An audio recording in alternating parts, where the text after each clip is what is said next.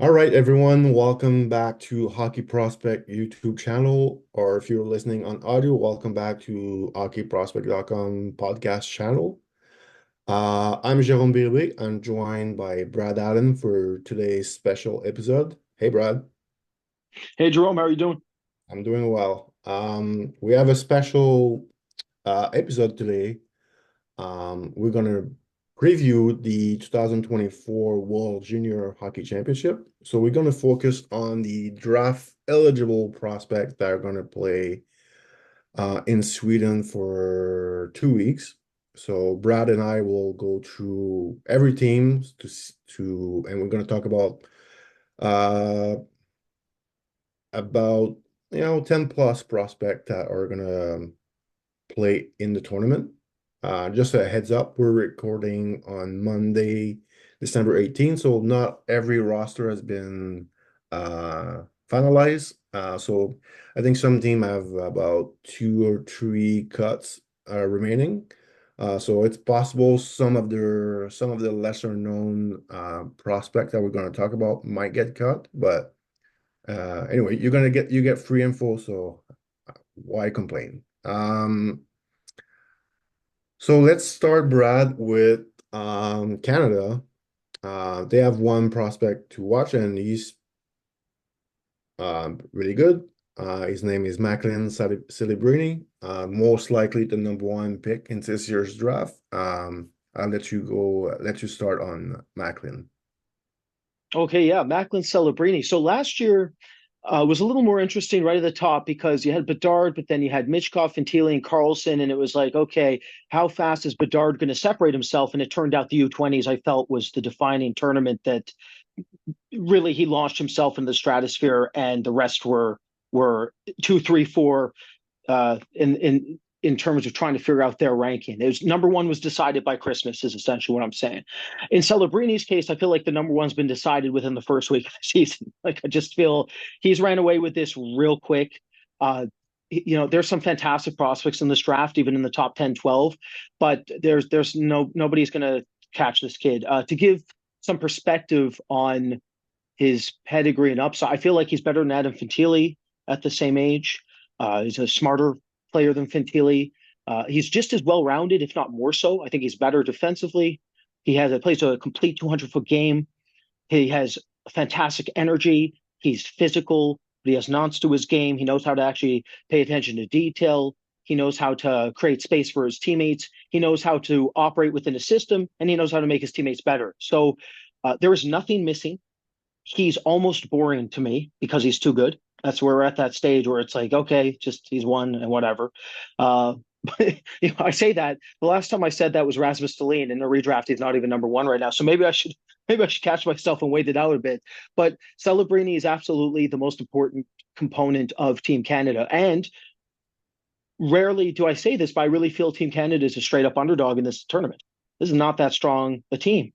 So if they're going to win this, if they're going to do this, it will be completely dependent on if he has a Connor Bedard type of performance. He's not going to probably score as much, but if he can have the game impact that Connor Bedard had at this event, then Canada has a chance. And if he plays poorly, I think Canada's in a lot of trouble.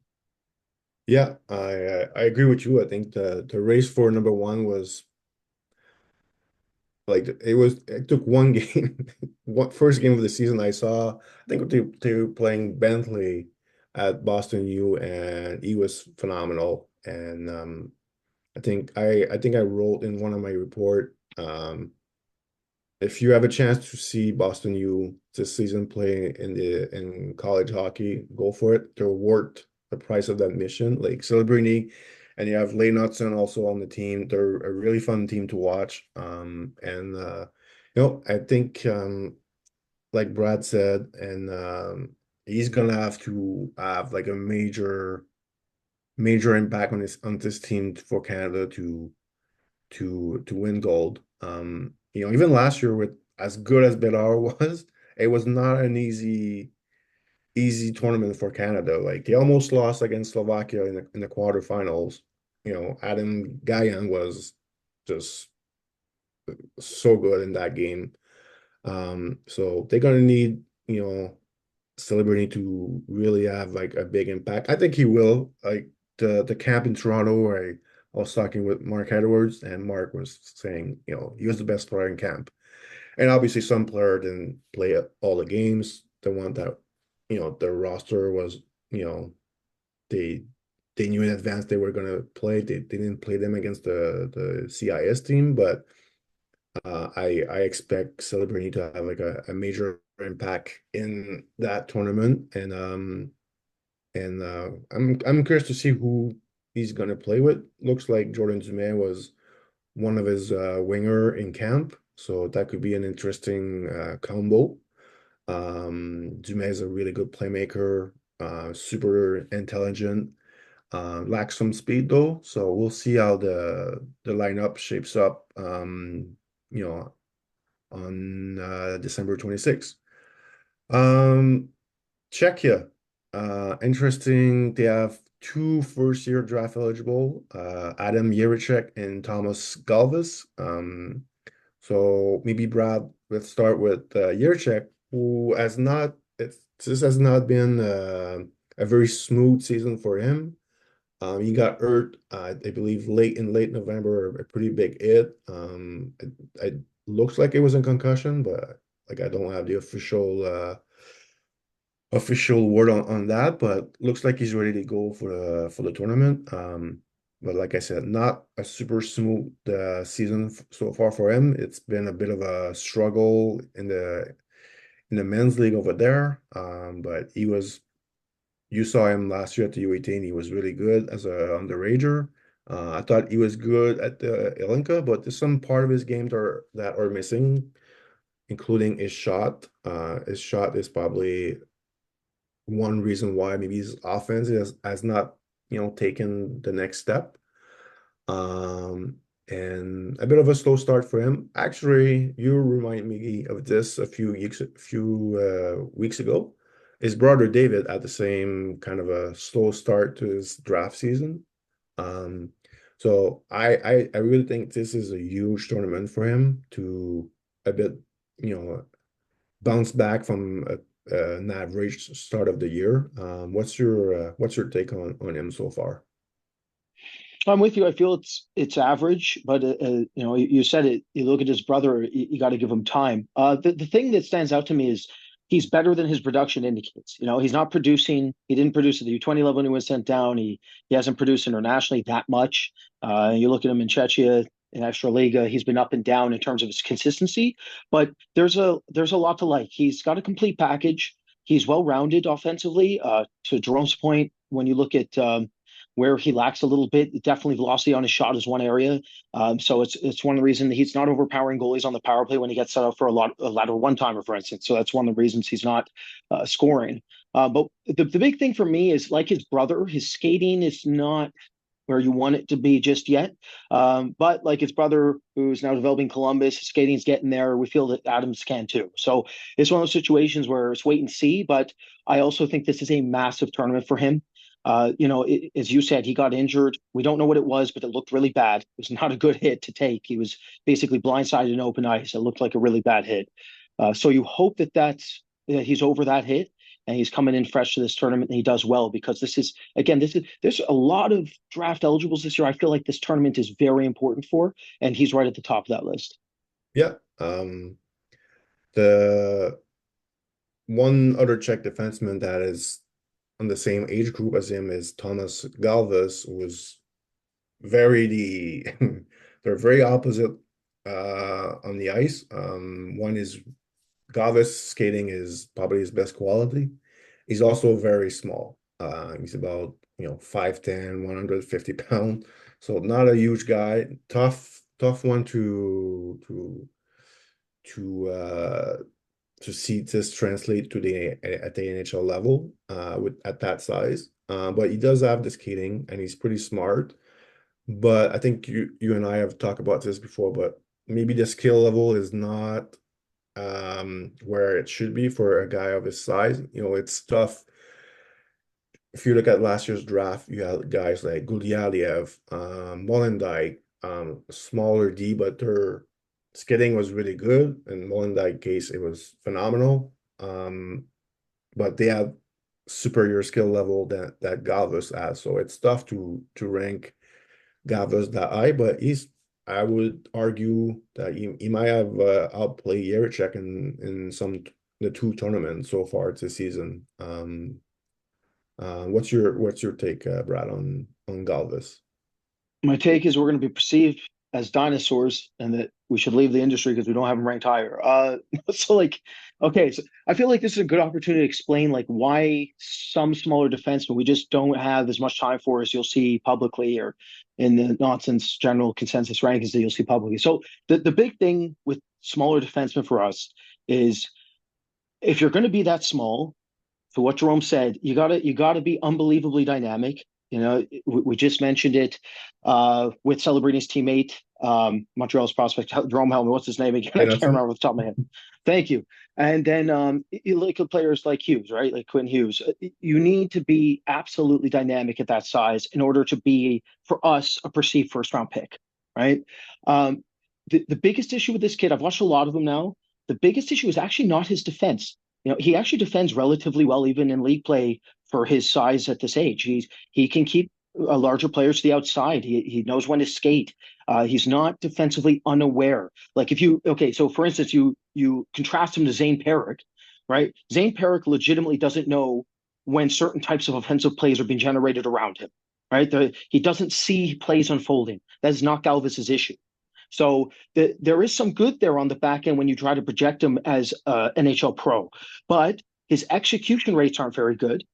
So that's a huge problem. And then when he does execute, when you look at his peak performances, his peak play types and what they are, they're just not as dynamic as we feel they have to be in order to project him where some people have him. And that's why he's a C grade for us, and he'll probably remain there unless I mean, don't get me wrong, if he crushes this event and his consistency rates go through the roof, and it does happen. I remember Gavin Brindley was not very good in the NCAA up until the U20s. Then he was fantastic at this event, then carried some of that over into the second half of the season. So it's a wait and see as it is for all these kids. In Galvas's case, if he dominate this event, which he's done well internationally already, and then continues to keep that level of consistency, that puts Mark and Jérome and myself in a difficult position because then we have to really deal with a smaller player who looks like he could really play.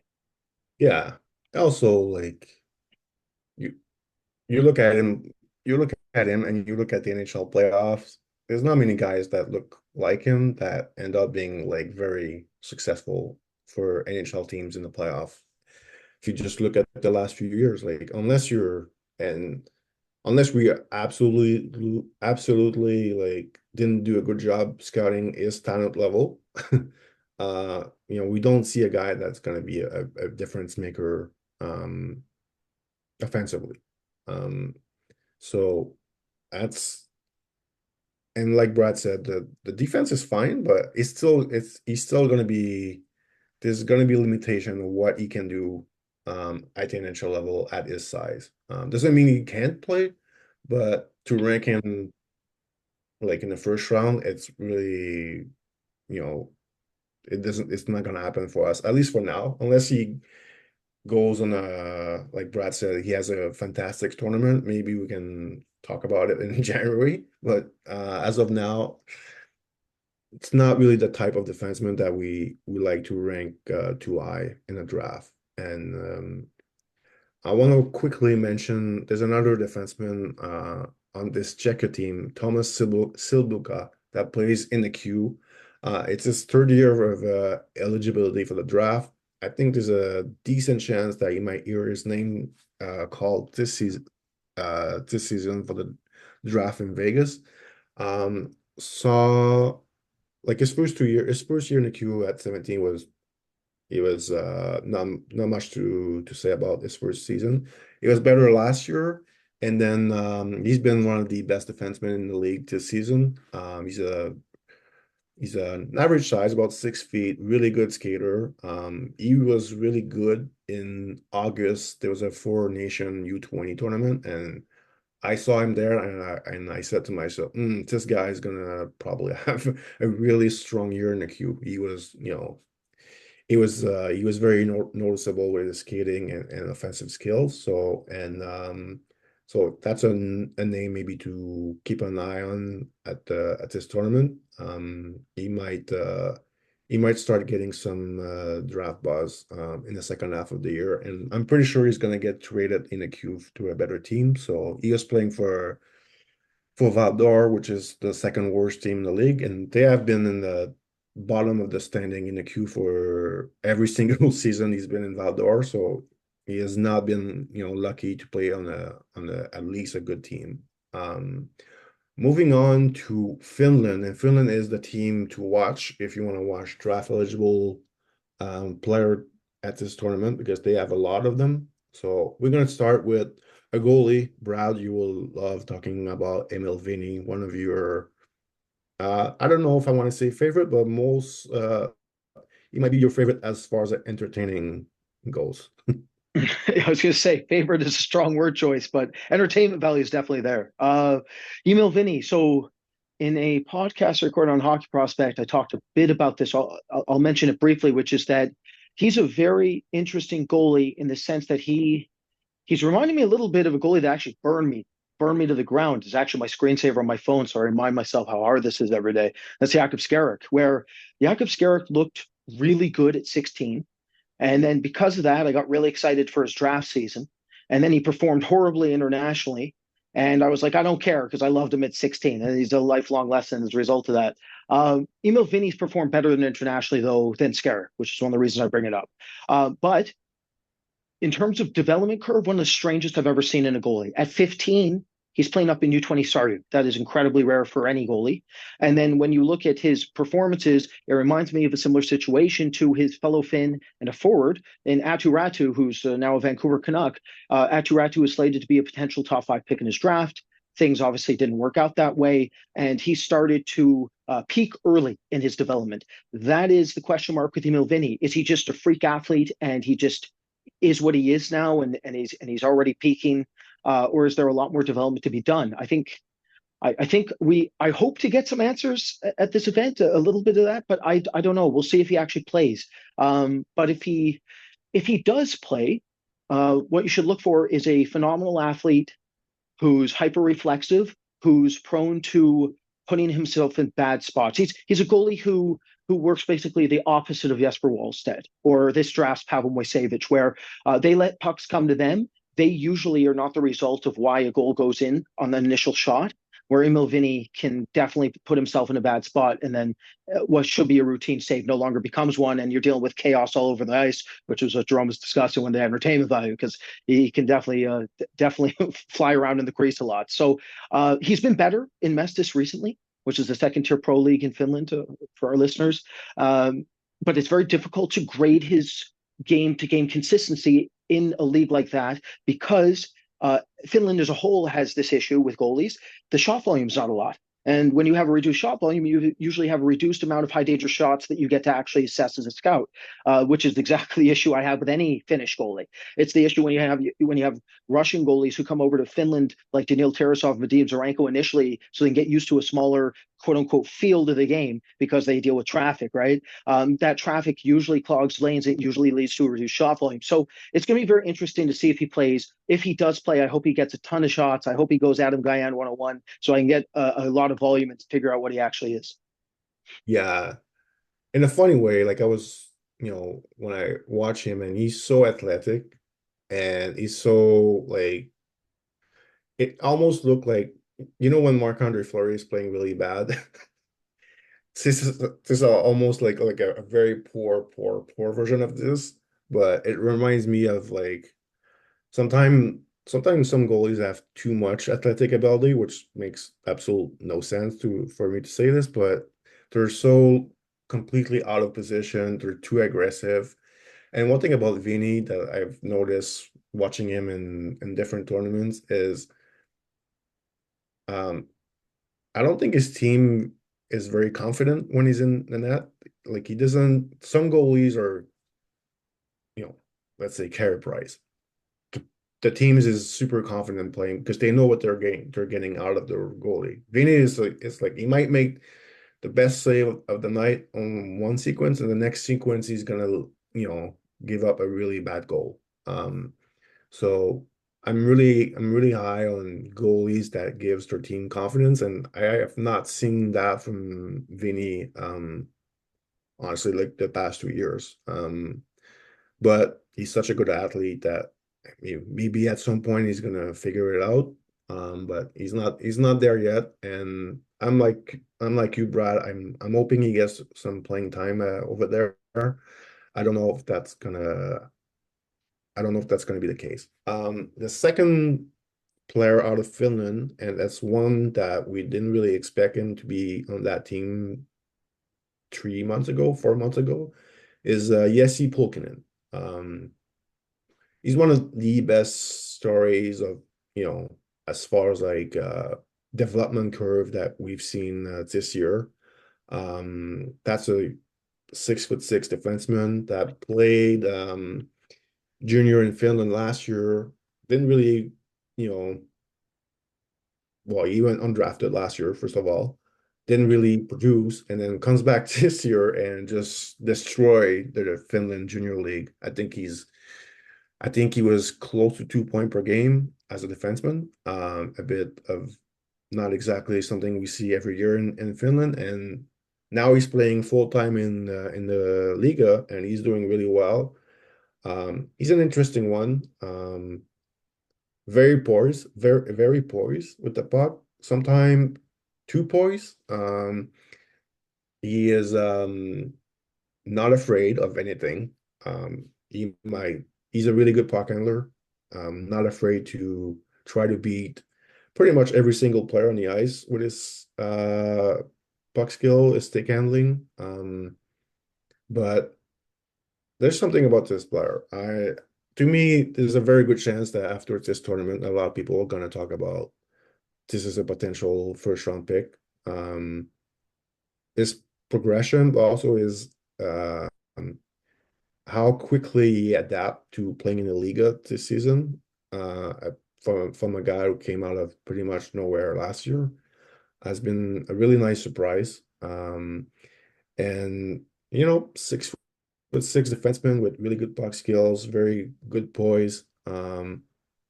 Usually NHL teams are all over those guys.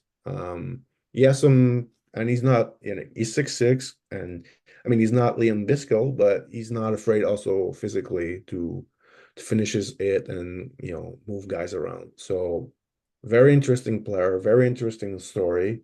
Um, and I think I think we're talking about Jiricek. Jiricek is going to be a huge tournament for him. I think it's the same thing for Pulkkinen. I think he's going to open a lot of the highs in Sweden and over the holidays. Yeah, just I'll keep it short. You went over most of what he is. The thing I'll say for us is we are looking to see if he can keep up with the pace of play and match the urgency of the play. And if he can do that, and if he can quiet his game down a little bit, he does a lot of experimentation when he was in U20 Saria. There was a lot of that. He's quieted down in League and Mestis. We want to see more of that even at this event. And then again, pace of play, matching the urgency, defensively being responsible and aware. And can he, when there's a huge amount of pressure applied to him off the forecheck, how does he handle it? Right? How does he get his X's, his outs? How does he deal with that? So that's what we're really looking for from him. If he answers that correctly, if he does really well with those things at this event, then he's very, very intriguing because there's a ton there. There's a ton of upside. Very interesting package. Okay, next guy from Finland, Veeti Vaisainen, another defenseman that is draft eligible. Brad, I'll let you start with Vaisanen. Sure. So Vaisanen's game, nothing like Pulkkinen's. Is one of those more like two-way puck moving, clean, efficient, more vanilla-y style of game that you really want to see from him. He's not. I'll be honest. He's one of those player types that kind of worries me now. You look at the trajectory of the game and the way it's heading. You get a ton of these offensive defensemen that we're talking about this year, like Galvas, Zane Perrick, and smaller guys that have already made it. And when you look at what they need, they need an insulator, which yes, Pulkkinen could theoretically become if necessary, right? If things go right. And that's the sport now. Is you get a dynamic offensive, basically fourth forward when you need them, and then you insulate that with usually a toolsy, monstrous defenseman that can intimidate and physically impose his will on another player. That's and because of that, players like this are getting weaned out of the game. That doesn't mean they can't exist, right? But it means that there's not going to be as many of them, which is why I think we're a little more hesitant on a player like this. Yeah, I think he's kind of like, he's not small, but he's not big. He's not really offensive, but he's also not really a shutdown guy. Um, his hockey sense is fine, but there's also I saw a lot of like decision-making issue playing in the Liga this season. I don't know if he should have played in the Liga early on in the season. Maybe the Mestis could have been a better place for him, but overall he's kind of like you said, there's fewer guys that look like him in the NHL. His best asset is probably his skating, but there's nothing dominant about his game and how that will translate to the NHL. It's a bit of a concern for me. Um, so yeah, he's been a bit of a tough one for me to scout this year. I've not been. I think I like him a lot more last year than this year. This year it's been like very average in most of my viewings. And he's also, like you said, he's a bit vanilla. Like his like basically there's nothing dominant about his toolkit. And if he was 6'3", it'd be 6'3", 6'4", it'd be a different story. But at 6 feet, 170 pounds, there's not many guys like him. So he needs to well, he definitely needs a really good tournament to a bit of a bounce back a bit from a poor start to his season. And and yeah, the next guy is one guy who has not had a bad start this season is Konsta Helenius from Ukraine. We're both big fan of him. He's been uh, actually he had a bit of a slow start, like offensively in the Liga, but he really has turned things around in the last 2 months, I think. And he was great at the U20 in November. He might be one of the smartest player in the whole draft. Um, Very good compete, sees the ice well, really good playmaker, and maybe something that not enough people talk about with him, like his shooting skill is really high end. So for a smaller guy, like he doesn't shoot the puck like Connor Bedard, obviously, but for a 5'10" guy, he really shoots the puck at a high level. And he's one of our favorite in this draft class, and I think he's going to have a pretty big impact on Finland at this tournament. Yeah, I think his impact will be high. You look at the hockey sense, you look at how fast he can adapt to league play and Liga. Like it's just there's nothing missing. He plays a 200-foot game. Obviously, if he was 6'2", 6'3", that wouldn't hurt him. But he knows how to take advantage of his leverages at his size, right? He knows how to take advantage of being a bit smaller, which is what you want. It's what it's actually easier in some cases to stick lift and turn a player inside out if you're smaller because you can get underneath them quicker. It's easier to be able to take a hit off the board, spin off pressure, and still maintain balance, trying to find a playmaking option, right? So it's not all bad if you're a bit smaller. We don't want to come across as we want every player 6'5". It doesn't hurt if they're bigger usually, but Constellanes knows how to deal with being a smaller center. He's a dual threat. As Jérome said, the shot is extremely impressive mechanically. I think his goal scoring rates will actually go up further in his career as he gets more comfortable with actually just not always trying to make passing plays. I find, especially internationally, he tends to always try to be the driver on his team and tries to set up his teammates and tries to incorporate them. I'd like to see him just kind of take over things a little more often with his shooting ability because it's that good. It blew me away, to be honest. I remember watching him live at the U18s, and trying to get a general sense of what I thought, and then come into this season. And the main thing I thought was, okay, he's a primary playmaking center, and it's like, no, he's not. There's so much more to this kid. It's just he's untapping all of it in Liga. And the one thing too, I'll always say to this: if you see a kid who's playing up in a decent to good pro league, there's always more than below the hood. Or usually, I shouldn't say always, but usually there's more below the hood, and especially when it comes to this type of player. This is a high caliber player, it's a blue chip prospect essentially. So there's more there that we haven't seen.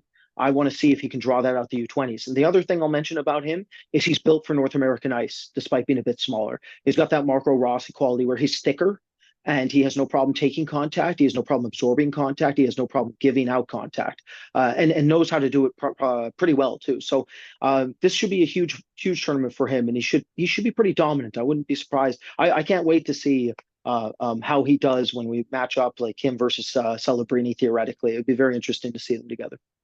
Yeah, the last guy from Finland, and you mentioned when Helenius does play internationally, like in November, he was paired with Emil Hemming on his line. And Hemming is like his job is to shoot the puck, basically. He's a shooter. So obviously we get it. Helenius will try to feed in a lot of good pucks in in good space. So Hemming has been you and I have had quite a lot of conversation about him this season. And I think I'm coming around on what your first evaluation of him was. I think it has something to do with Finland and also Sweden. The junior leagues are not like the best, and I feel like in Finland, like it's very the pace in the junior league is very slow, and aiming to be fair, is not like the fastest. Doesn't have the fastest pace for a player. So those two mixed together in the junior league was not the best. I think, at least for me, for my evaluation. But once he moved to the Liga, it was fine. The pace got better. He got he made this a smooth transition to it's TPS, right? So TPS Turku. And that's his game is pretty simple. He's a good size winger. Skating is fine. It's not awesome, but it's fine. But he can really shoot the puck. That's his thing. He's a bit of like it's not as good in his draft year, but it's almost like Alexander Olds, like similar body type and similar shooting ability. Olds was better, definitely. But I think Hemming is a really solid, first round potential, like easily top 20 on their list. Yeah, I think it's been like I like him a lot more. I like him last year, and then the start of the year I was a bit down on him, and then I think the last 2 months I have turned the corner a bit on him. But we have had quite a few discussion about him and how we ranked him over like our different lists that we've done.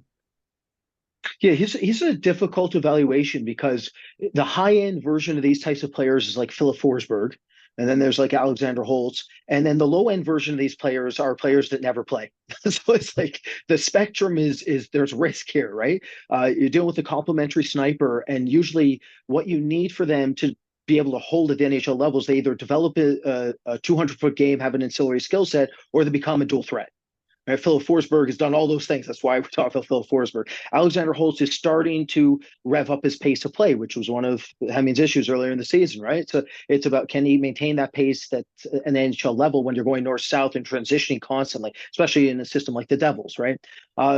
That's the situation with Hemming is does the skating, does his mental energy, does it afford him the opportunity to keep pace? Nothing is better for determining that than the U20s. The U20s will give us everything we need to know about what this kid's willing to be, right? So it's a very big tournament for him. Very good shooter. I like him off the forecheck. I think he's improving. The big thing with this kid, I rarely say this, but I honestly believe it with this player. He's a compliment right now, but his handling skill set is fantastic. He's a good enough skater, as you said. He's got a good frame.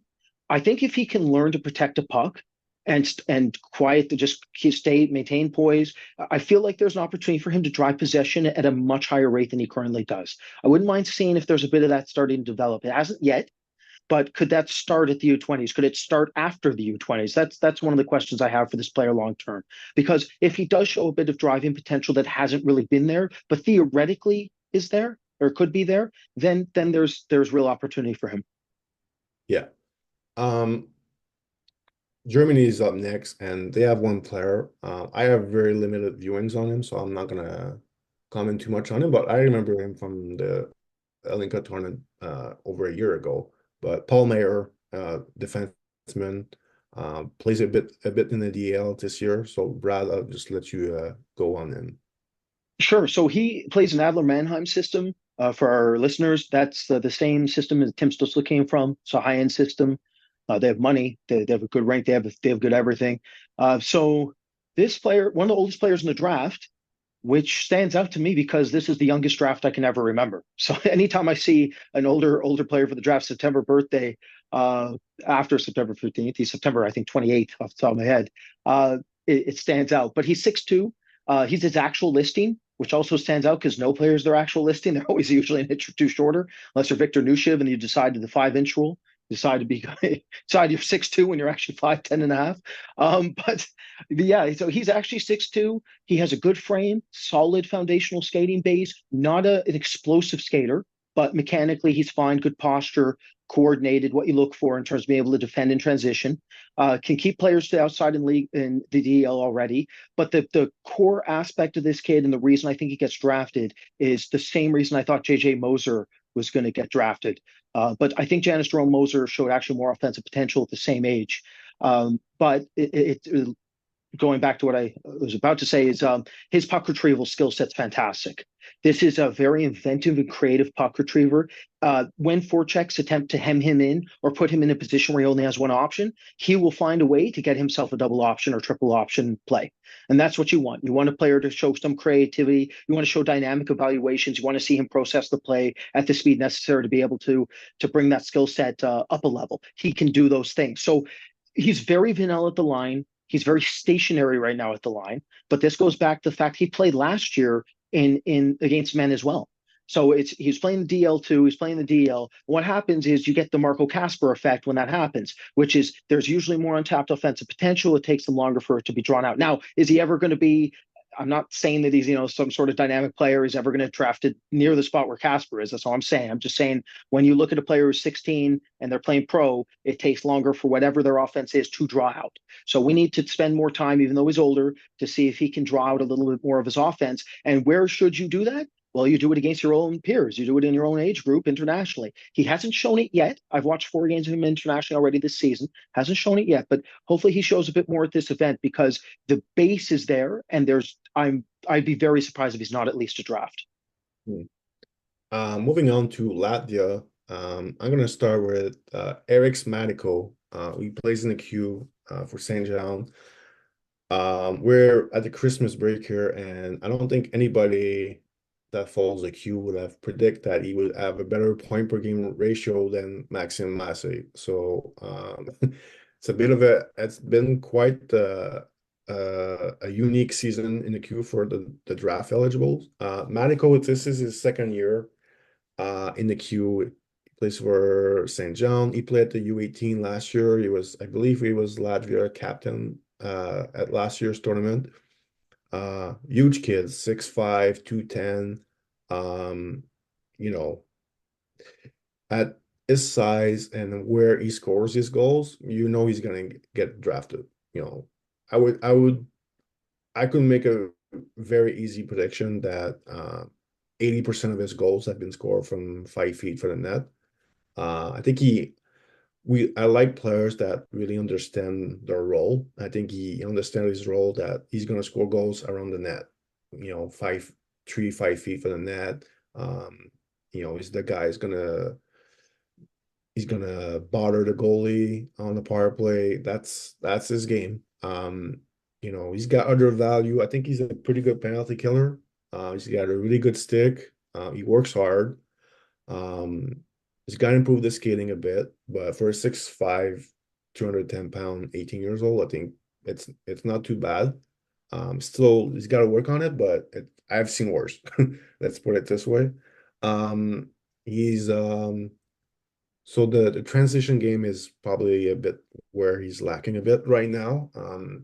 So he definitely needs someone on his line that can be the one carrying the puck. Like with St. John, Peter Reynolds is the guy carrying the puck on his line. Um, for Mateiko continued success, he's gonna have to, well, if he's lucky, play with someone who can be a more of a line driver on his line, and he's gonna have to improve, the skating, the puck skills, the passing skills.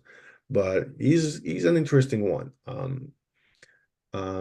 He has a more of a complete game that probably I thought he had early on in the year.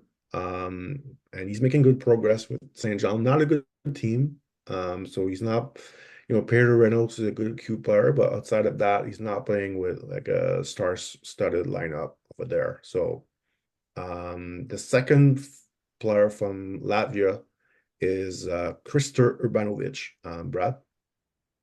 Yeah, so very raw shutdown type of defenseman, plays in Carpat system. He's getting limited minutes, which makes our evaluations that much harder because first year eligible getting limited minutes in the U20 league is very, very challenging. So my hope is he just gets enough playing time. That's the first step. When we get more playing time, really understand how he actually defends. So I have limited viewings as well relative to most of the other players I've seen. But from the little I have seen internationally, he looks the part of just a stay-at-home shutdown defenseman. But again, he's young. He can make a first pass, and he uses his frame occasionally the right way. So can he draw off that? Also, his skating, the skating base should hold. And that's a huge part of the U20 tournament, as you know, right? Pace of play goes through the roof. Transitional game goes through the roof. I think he should be able to hold in transition. We'll see how he does, but that's a huge part of it for me too. How does this transitional rush defense hold at this level? Because if you're going to be a shutdown defense, that's going to be one of the hallmarks of your game, and that's going to go a long way to determine if he makes our list. Yeah, and there's one last guy from Latvia who actually plays in Sweden, Darels Uljanskis. Uljanskis. So Uljanskis is an AIK system, which is one of the weakest systems in J20 right now. He's a top three scorer on his team, which is very impressive when you consider he's a first year eligible defenseman. The big thing with him is he's very raw. He's an early birth, so he's almost a year younger than the German defenseman we just talked about. I believe he's a September 6th birth, Jérome? He's close to, Yeah. I think he's a week or two from eligibility next year. So we got to give him a lot of time to cook. But he's a 200-foot raw defenseman who has a very good wrist shot. Surprising goals this season. He has a good catch and release. He has good seam recognition from the line, and occasionally he really looks like he could develop into a player. The big thing with him for me is that very raw defensively in determining some of his reads, and the other aspect to him is that his outlets are all over the map. He can be very inconsistent when it comes to his outlet playmaking. He can force plays. He can try to stretch the length of the ice when he can't do it. There's sometimes where he doesn't recognize when there's an opening or not. So there's a whole lot of work to be done in terms of his playmaking consistency rates and just cleaning up how efficient he is when it comes to his first pass. But again, one of the youngest players in the draft, 6.5-foot frame, solid base to work around, well-rounded. It's going to be very interesting to see how much playing time he gets at this event. Yeah. Moving on to maybe your favorite team of the tournament, Brad, Norway. We have mentioned this before. We think it's really cool to have Norway with some really good draft eligible this season. So they have 4 on a team. We'll start with possibly our favorite player in the whole draft class, Stian Solberg. Brad, I'll let you start with Solberg, who's been red hot lately. Yeah, well timed. We get our list out and he goes and scores a couple big ones for us. So I'm in the minority in general of this, even on our staff, I think right now, which is I have Stian Solberg as the best Norwegian in this class. I have him ahead of Brandsegg-Nygard. I know that's probably haven't seen that very often, but he's a throwback from the 80s. He's as rare as it gets mentally. He makes it so difficult to play against. He's a menace. He's a Tasmanian devil in front of the net. Like if you want to get to that front of the net, you're going to get cross-checked 3 times. He might punch you. Like he's a pretty crazy player. He's like the defensive version of another player I love called Oleg Mastrenko, who we call the Raging Bull. He puts players on notice very, very quickly. Player comp. This is Jerome's comparison. I completely agree with this wholeheartedly. He is basically Alex Romanov, but I think he has more untapped offense than Alex Romanov.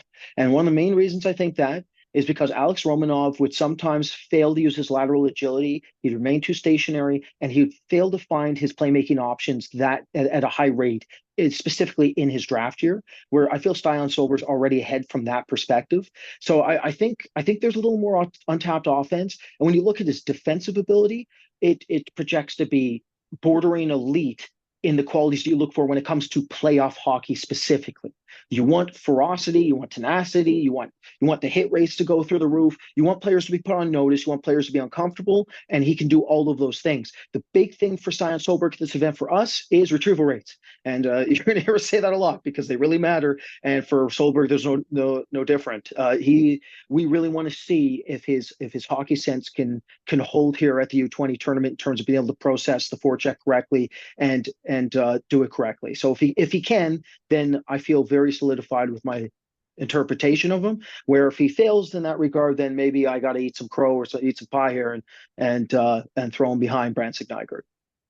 Yeah, I mean, breaking news. I also have him over Brandsegg-Nygard. We're currently working on our new list that will be released on Christmas Day. So we'll see if the final ranking, that's what happens. But I think me and Brad were in agreement with the potential of Solberg. And one thing that is really interesting, he's one of the more physical player in the whole class.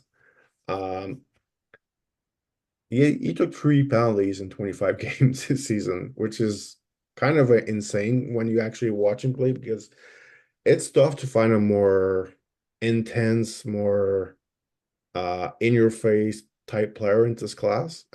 He's if you play against him, you have to be aware because he's gonna find you. If you have your head down, you're in trouble against that player. I've seen him rock a few guys in the Norwegian league, and he hits like a truck. He's not Liam Biskill, but he's like a smaller version of Liam Biskill. Um, and obviously the Romanov comparable, I think, really fits perfectly for him. He's got the same level of energy that Romanov had in his early days in Montreal.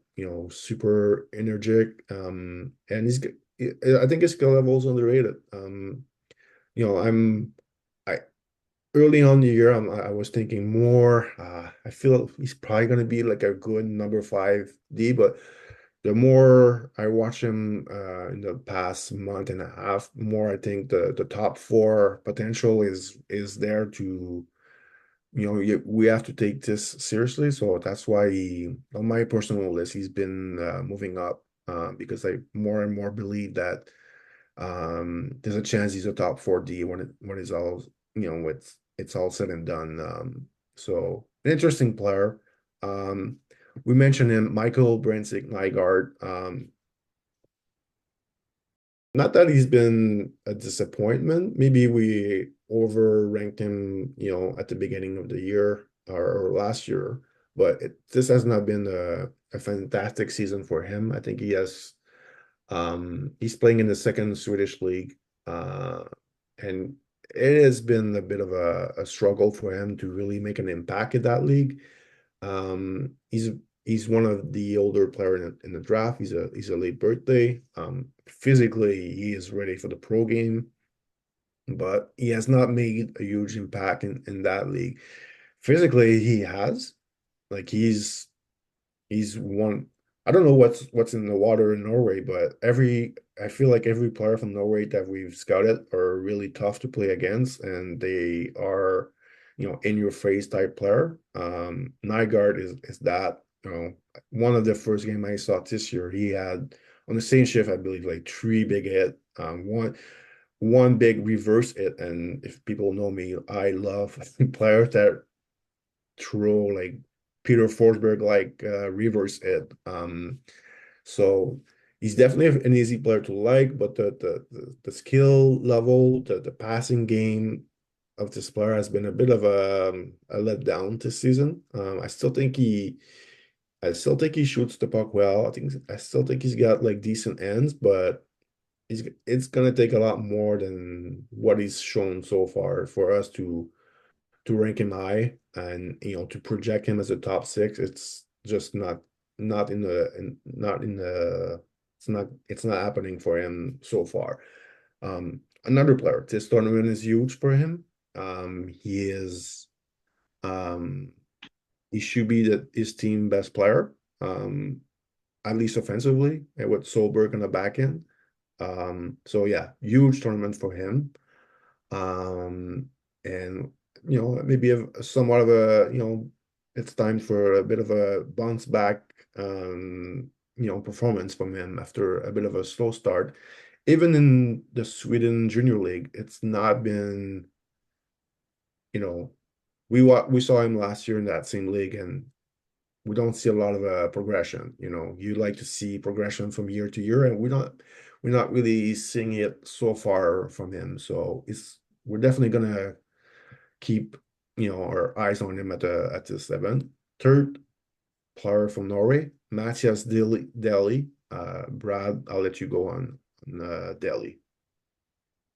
Sure. So Mathias Dehli, he is a 6'2" right shot center. So everything checks out on paper. That is what we look for as a scout. He can skate relatively well. As Jérome alluded to with every other Norwegian, he is built for North American ice. He is a physical center. There's no problem playing against the walls and making life difficult and trying to use his leverage advantages, stick lift, stick tie up, drawing opposing players, knock them off balance, do whatever he has to do. So his skill set's there. The 200-foot game is developing.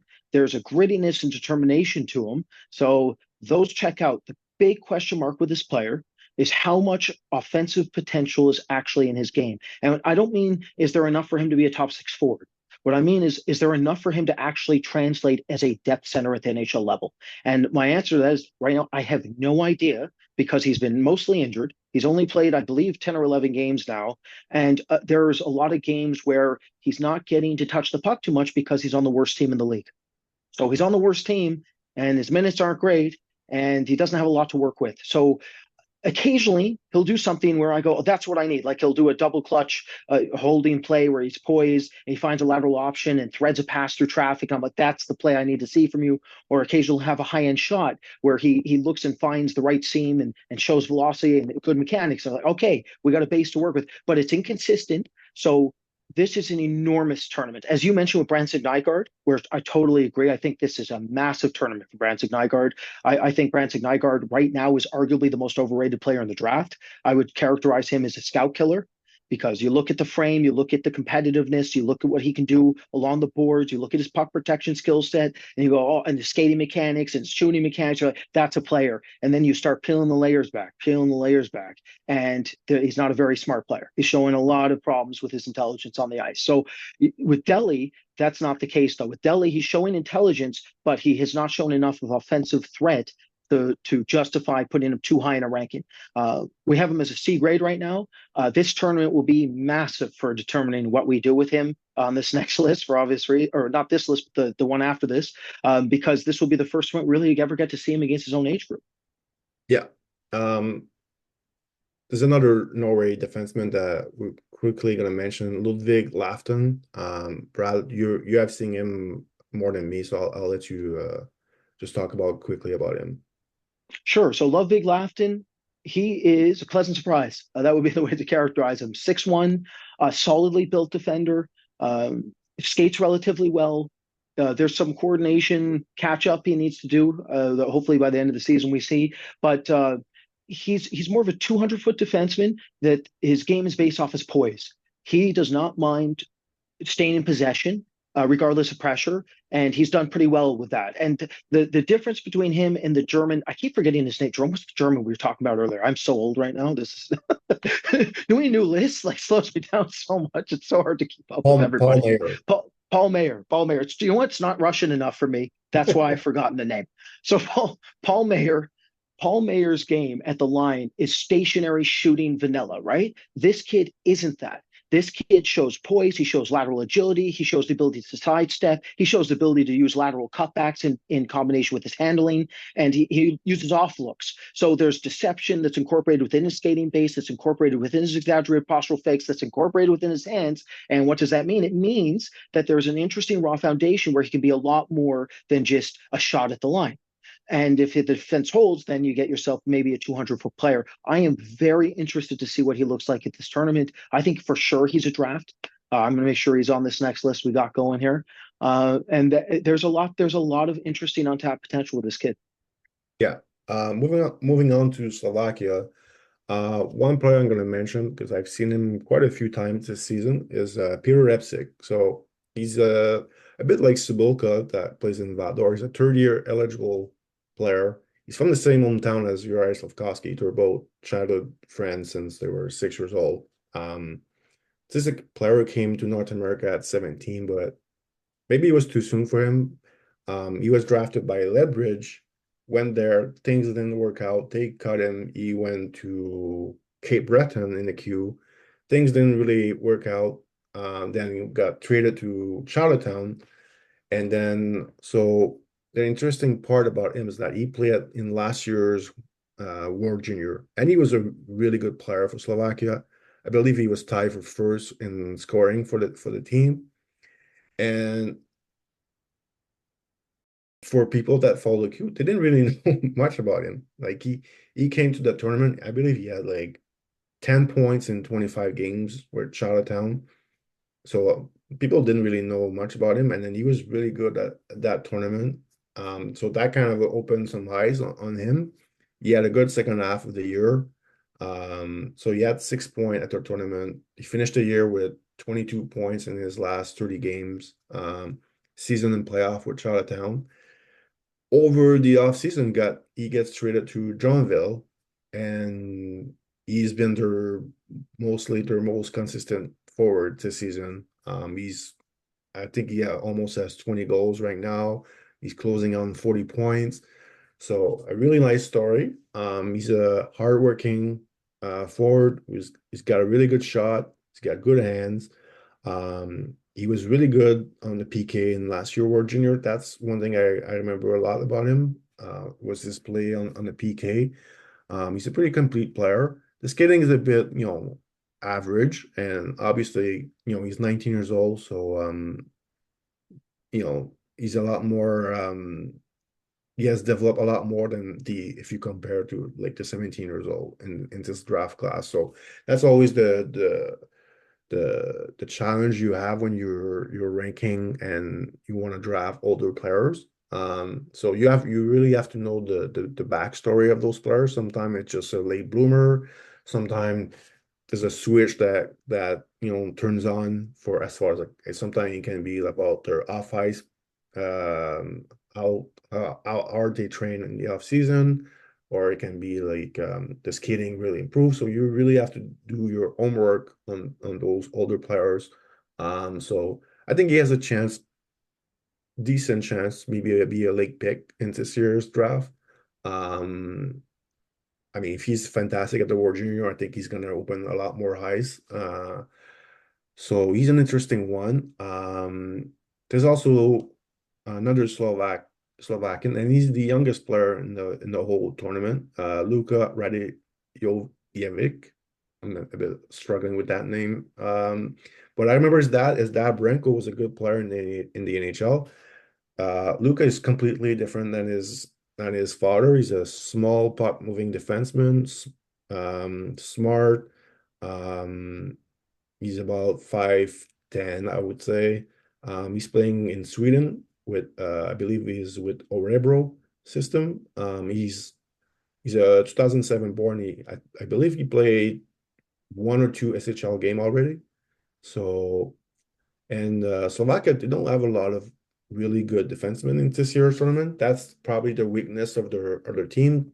Simon Nemec is playing in the NHL right now, so very unlikely they're gonna have him for the tournament. So, there's Maxim Sturback, but after that, it's just some just okay player coming back. I think they have 3 defensemen coming back from last year's team.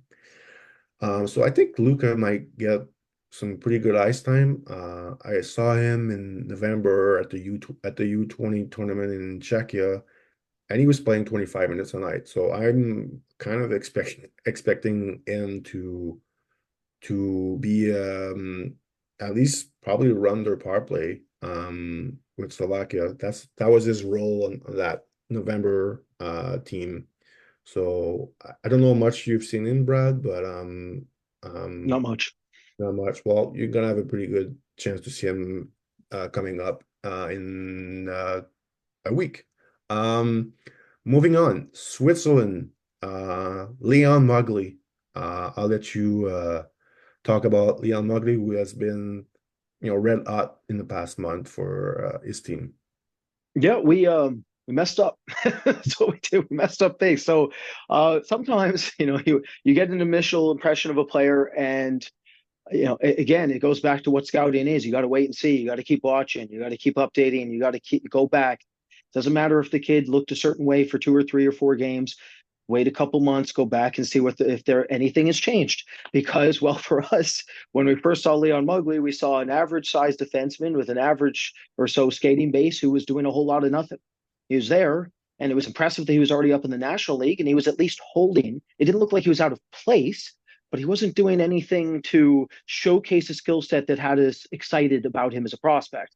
Fast forward to this last month, and Jérome and myself ended up watching them together, and we found out very quickly that Leon Muggli was a whole lot more than we initially thought. There is considerable potential for this kid to develop into a 200-foot NHL player, I think. So the big thing that stands out with Muggli in terms of growth rate is that he looks like he was kind of in the background of games to start the year. Now he looks like he's actually trying to assert himself in the fabric of each game. And what I mean by that is that he seems to know how to support correctly now, get pucks back for his defenseman, his defensive partner. He knows how to put himself positionally in position to receive passes better. He's showing the activation potential now, and he's a completely different beast at the line. In our first evaluation, he was much more stationary. There wasn't a whole lot there. Now he's starting to really showcase a much more well-rounded offensive skill set. He's much more active at the line, and he is absolutely going to be a riser on our list coming up here. And he is very likely to be an impact player here for Switzerland at the U20s. Yeah, it's funny because he was the captain of Team Switzerland at the Elinka tournament, and he was playing with Daniil Ustinkov. And it's funny, like both guys can Ustinkov had more hype coming into the season as Muggli, and I feel like they both went in different direction as far as development goes. Muggli just kept improving, and Ustinkov has just not. We all thought Ustinkov was going to be the guy playing full time in the NLA, and Muggli might be more of a junior guy, more of a junior in the junior league, and it's been the opposite. Ustinkov has been going back and forth between NLA, the Swiss league, even in sometimes the junior league, and Muggli is just, he's becoming a really good player in that league. I think I saw like his stats. I think he has like 7 point in his last 10 games after like having something like 1 point in his first 15 games. So I think he has figured things out in that league, what works and what doesn't work. And really impressive player in the last month and a half in that league. As far as Ustinkov, I think just the hockey sense is starting to, you know, earning his game a bit too much. He's such a good skater. He's a really good athlete, but sometimes he looks like he doesn't know what he's doing in his own zone with the puck under pressure, and it's hurting him, and it's definitely hurting him. Like it's stopping him from playing in the NLA, and he's another one of those guys. This tournament is going to be huge for him. I'm curious to see what will be like his usage at the tournament. But big tournament coming up for him. Yeah, I totally agree. I'm sure to some of you listening, it's how could Leon Muggli be ahead of Ustinkov when Ustinkov is such a gifted skater, and you could make an argument he's more talented. You could make that argument. The problem is that, as Jérome said, Muggli's curve has gone through the roof here, and he's showing the ability to adapt quickly at the National League, and he looks like a very smart player, very well-rounded, very intelligent.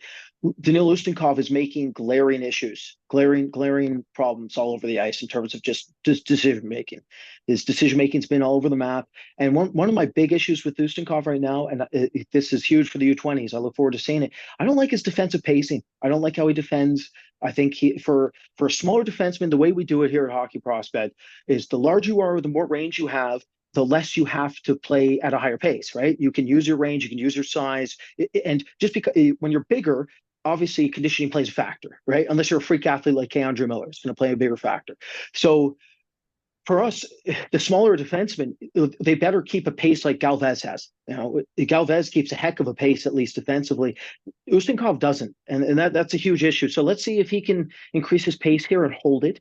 And let's see if he can actually hold defensively, because that could go a long way. And if he can quiet his game down and just make simple, more efficient plays, that could go a long way determining what he is right now in this draft class. Because I'm like you. When I watch him live at the Hlinka, the first thing that stands out, what a beautiful skater, right? Brilliant skater, so much potential within that skating. But unlike Muggli, who's learned how to apply himself, I feel like Ustinkov hasn't. So let's see if he applies himself a little better here at the U20s. Yeah, last guy on Team Switzerland, Jamiro Reber, who is a center slash winger that plays in Sweden for HV71. Yeah, I think he's a good player.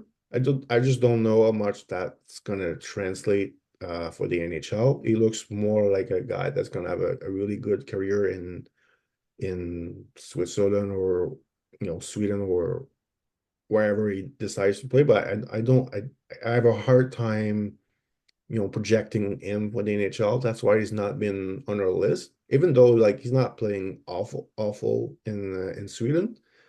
He just, he's a good skater. He's an average size player, but I don't know.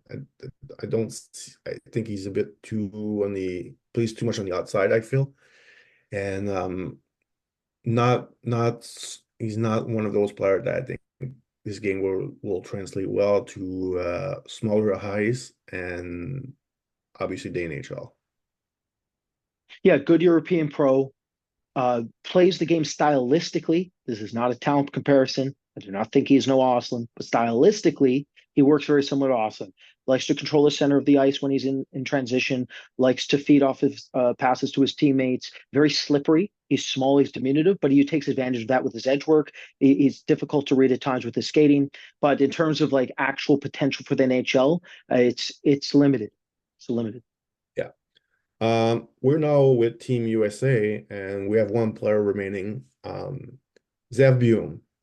He's been, I don't know if I would call it the biggest surprise of this draft class, because you and I, his brother Shia, we love Shia in this draft Love year. the Booms. Yeah. Big fan. And when we first saw Zeev, like, we're like, well, he skates better. He's more physical. He doesn't have his brother size. And we like him right away, and I thought he played pretty well for the US last year on the national team, but I didn't see him as a first round potential last year. That was before he went to Denver, where he's making me look a bit bad with the kind of season he's having this season. I didn't think he had this type of offense in him. Like even last year on a really good US team, he didn't really produce like that much. He produced well, but like even what they call up Cole Hudson, he lost some of his power play role on the team. So very impressive player this year at Denver. Obviously, if you're a stats guy, you just look at his stats, you would be pretty impressed. And he's going to play a major role in that Team USA. I think they have a lot of good pop mover on that team. Obviously, Lane Hudson is one, Seamus Casey's another one. But I think Buium will be right in that top four grouping. I think maybe a Ryan Chesley might be a good D partner for him.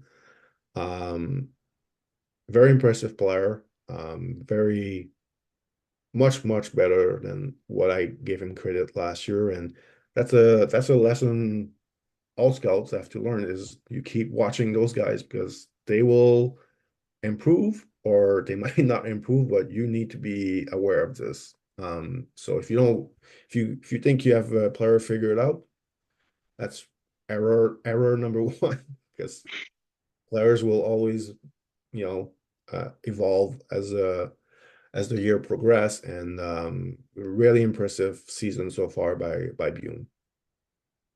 Yeah, I mean, for me, it will always be Wyatt Johnston. I remember watching him in his draft year. I was like, oh, he's not that impressive U18s. He looks jankier. His skating's not as good. I don't like him as much. He's gone backwards. And well, good pick, Dallas. Good pick. So yeah, it happens. You got to keep watching. So this player has been fantastic. He's not obviously not an ideal with the size. If he was 6'3", 6'4", he's top five all day. Let's just get that out of the way. If he was that big, he'd be top five all day. Uh, the hallmark of this kid's game is his ability to process play dynamically in real time. Like, he is so fast at processing play. The speed. He's two steps ahead. He just thinks the game two steps ahead. He's faster than the opposing team in terms of determining reads, determining where they are positioning relative to him. His spatial awareness is fantastic. His ability to read off his own teammates is fantastic. Very good at making stretch passes. So it's one of those situations where when you see him at the surface level and you look at the toolkit, not that impressive. His skating's fine. He's not that big. He's okay. And then you look at his talent level. His talent level's good, very good, but not like completely amazing. It's not dynamic. It's not Rasmus Dahlin or Quinn Hughes out there, or Kel McCarr. But then you look at how he thinks, and that's the defining trait. That's why he's over point per game. That's what makes him a bona fide A-rated player. And that should be on display here. That should keep him at the top here in terms of his ability to be one of the top. I think he should be one of the more dominant players at the U20s in this draft eligible season, and at least the 2024 class. So looking for big things from him. And to Jerome's point, one thing I'll mention is, again, smaller players, we want to see them be able to defend. He's more than willing.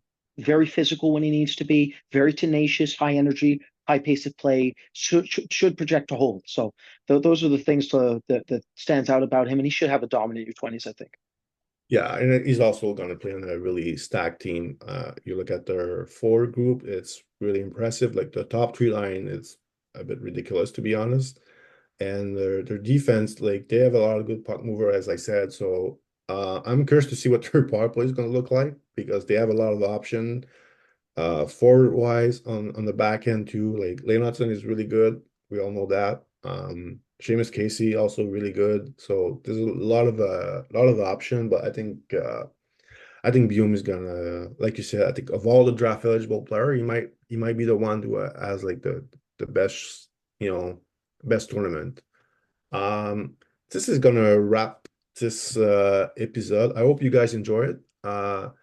Big thanks to Brad for all your insight. Always a pleasure talking hockey with you, Brad. Yeah, absolutely. It's always fun. I love being on here. I'm glad we're doing a little more for our listeners. We're trying to get more podcasts done. We'll try to keep you up to date. So to conclude, just a quick reminder, we have a platinum pass on our website, so we do shows like this for our members. Sometime we did a few weeks ago, me and Brad did like a close to 1 hour podcast on 10 players that we ranked between 33 and 64. Brad also did a solo podcast just talking about all the goalies in this draft class. Well, actually, there's a lot of goalie missing, because apparently there's more goalies. Tons of uh, goalies. yeah, Tons of goalies. goalie appearing left and right in this draft class, like pretty crazy depth as far as like goalie goes. Um, so basically, visit hockeyprospect.com. The Platinum Pass gets you all those podcasts, all those player report. We have articles. Also, you get the black book for free, basically the PDF version for free. Um, just like I call it the Bible of the NHL draft.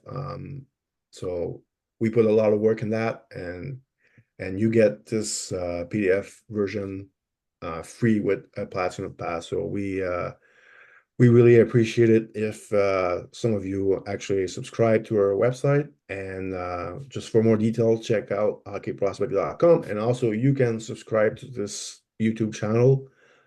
We also really appreciate it, and probably do a lot more of those video. So thanks for joining us, and we'll talk to you guys soon.